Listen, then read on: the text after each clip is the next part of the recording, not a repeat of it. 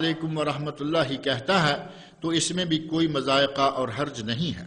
سلام کے الفاظ اس وقت کہے جائیں جب نمازی اپنے چہرے کو دائیں اور بائیں موڑے ہوئے ہو۔ اے میری مسلمان بھائی اور اے میری مسلمان بہن، نبی اکرم صلی اللہ علیہ وسلم کی نماز کے مطابق مسنون طریقہ سے نماز ادا کرنے کا اہتمام کریں تاکہ اللہ تعالیٰ سے اجر فراوان پائیں، کیونکہ سنت کو اپنانے میں اجر عظیم ہے۔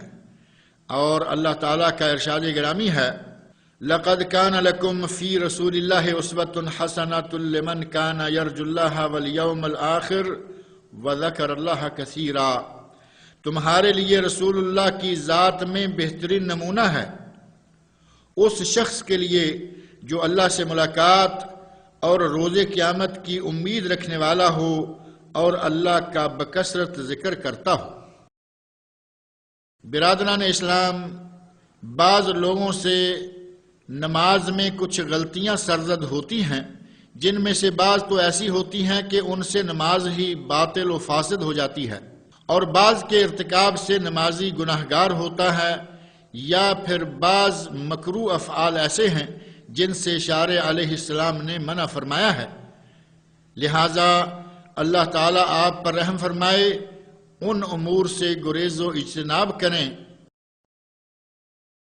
اور وہ بعض غلطیاں یہ ہیں: نمبر 1، تکبیر تحریمہ ایسے وقت کہنا جبکہ نمازی کی کمر ابھی جھکی ہوئی ہی ہو، وہ پوری طرح سیدھی نہ ہوئی ہو، اور نہ ہی ابھی نمازی مکمل طور پر سیدھا کھڑا ہوا ہو۔ بعض لوگ ایسا اس وقت کرتے ہیں جب وہ جلدی جلدی مسجد میں داخل ہوتے ہیں اور امام رکوع جا چکا ہوتا ہے اور وہ امام کے ساتھ رکوع کو پا لینا چاہتے ہیں۔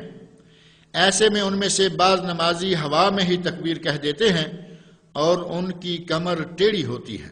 ایسی تکبیر صحیح نہیں ہوتی، اور اس کا نتیجہ یہ نکلتا ہے کہ وہ نماز بھی صحیح نہ ہوگی۔ واجب یہ ہے کہ تکبیر مکمل قیام کی حالت میں کہی جائے اور اس وقت کمر مکمل طور پر سیدھی کھڑی ہو۔ نمبر 2، بعض نمازی قطعاً اطمینان اختیار نہیں کرتے بلکہ جلدی جلدی کوے کے ٹھونگے مارنے جیسی حرکت کرتے ہیں، جبکہ نماز میں عدم اطمینان نماز کو عند اللہ غیر مقبول بنا دیتا ہے، بلکہ وہ تو ایسے ہوتا ہے جیسے اس نے نماز پڑھی ہی نہیں ہے، جیسا کہ اس بات کا پتہ وہ حدیث دے رہی ہے جسے نبی صلی اللہ علیہ وسلم نے ایسی نماز پڑھنے والے شخص سے مخاطب ہو کر فرمایا تھا، لوٹ جاؤ اور پھر نماز پڑھو، تم نے تو نماز پڑھی ہی نہیں۔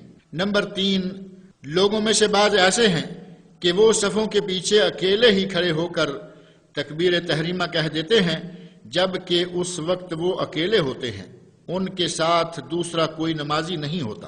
حالانکہ نبی اکرم صلی اللہ علیہ وسلم کا ارشاد گرامی ہے، صف کے پیچھے اکیلے نمازی کی نماز نہیں ہوتی۔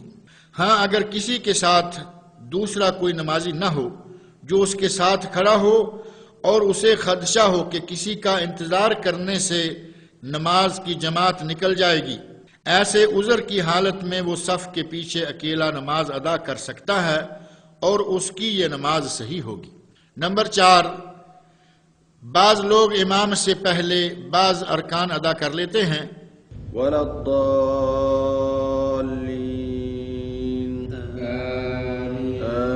آمین، جبکہ یہ ہرگز جائز نہیں ہے۔ ایسا کرنے سے نمازی گناہگار ہوتا ہے۔ امام کے آمین کہنے سے پہلے کسی کا آمین کہہ لینا اسے بہت بڑے اجر و ثواب سے محروم کر دیتا ہے، کیونکہ جس کی آمین فرشتوں کی آمین سے مل گئی، جو کہ امام کے آمین کہنے کے ساتھ ہی آمین کہتے ہیں، اس شخص کے پہلے تمام گناہ بخش دیے جاتے ہیں۔ نمبر 5، کئی لوگ جب نماز کے لیے کھڑے ہوتے ہیں تو وہ اس میں شرعی قرات نہیں کرتے بلکہ وہ اپنے ہونٹوں کو باہم سی لیتے ہیں اور زبان نہیں ہلاتے اور نہ پڑھنے والے کسی سانس جاری کرتے ہیں۔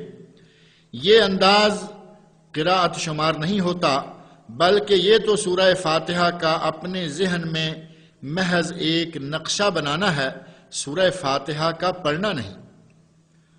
نمبر 6، کچھ لوگ رکوع کی حالت میں اپنی کمر سیدھی نہیں کرتے بلکہ وہ آدھا رکوع کرتے ہیں اور ان کی کمر رکوع اور قیام کی درمیانی حالت میں ہوتی ہے۔ نمبر 7، لوگوں میں سے بعض وہ ہیں جو اپنے 7 اعضاء پر سجدہ نہیں کرتے۔ کئی اپنے دونوں پاؤں زمین سے اٹھا لیتے اور ہوا میں لٹکا دیتے ہیں، بعض ایک پاؤں کو اپنے دوسرے پاؤں پر رکھ لیتے ہیں۔ نمبر 8، بعض لوگ سجدہ کی حالت میں اپنے دونوں بازو زمین پر یوں بچھا لیتے ہیں جیسے کتا اپنے دونوں بازو بچھا کر بیٹھتا ہے، جبکہ نبی اکرم صلی اللہ علیہ وسلم کتے کی طرح دونوں بازوؤں کو بچھا لینے سے منع فرمایا کرتے تھے، بلکہ آپ انہیں زمین سے اٹھا کر رکھتے اور اپنے پہلوؤں سے ہٹا کر رکھتے تھے، حتیٰ کہ پیچھے سے دیکھنے والے کے لیے آپ کی بغلوں کی سفیدی نظر آنے لگتی تھی، اور آپ اپنے بازوؤں اور پہلوؤں کو ایک دوسرے سے ہٹا کر رکھتے تھے۔ البتہ جب نمازی اپنے مسلمان بھائیوں کے ساتھ باجماعت نماز ادا کر رہا ہو تو اس وقت اپنے بازوؤں کو پہلوؤں سے دور ہٹانے میں مبالغہ سے کام نہ لے تاکہ اپنے ساتھ والوں کے لیے اذیت کا باعث نہ بننے پائے۔ ایسے میں صرف اپنے بازوؤں کو زمین سے اٹھا کر رکھنے پر ہی کفایت کرے۔ نمبر 9، کئی حضرات قیام کے دوران دیوار یا کسی ستون پر اس انداز سے ٹیک لگائے کھڑے ہو جاتے ہیں کہ اگر اس دیوار یا ستون کو ہٹا دیا جائے تو وہ گر جائیں۔ ایسے شخص کی نماز صحیح نہیں، کیونکہ اس طرح ٹیک لگائے کھڑے شخص نے قیام نہیں کیا۔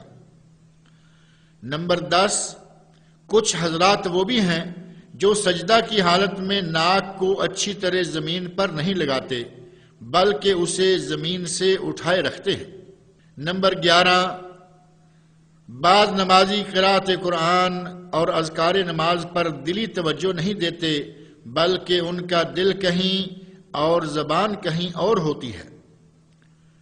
نمازیوں، اپنی نگاہوں اور دل کے ساتھ ادھر ادھر نہ جھانکو، کیونکہ نماز کی حالت میں دل کا اللہ کے سوا کسی دوسری چیز کی طرف متوجہ ہو جانا نماز کے اجر و ثواب میں کمی کا باعث بن جاتا ہے، اور یہ فعل نماز میں مطلوبہ خشوع و خضوع کے بھی منافی ہے۔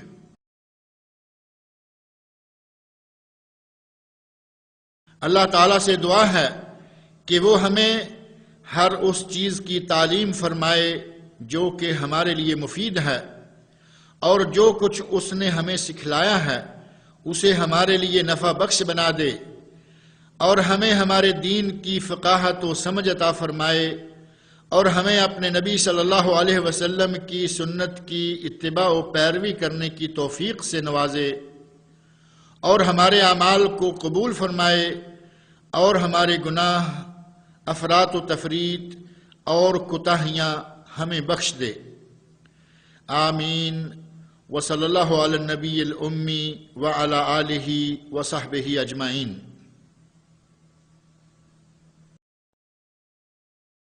وختاما تقبلوا تحيات إخوانكم في تسجيلات الهجرة الإسلامية بالخبر، مدينة الثقبة، أول شارع مكة. هاتف رقم 895-4697. فاكس رقم 895-2496. صندوق بريد 20597. الرمز البريدي 31952. والسلام عليكم ورحمة الله وبركاته.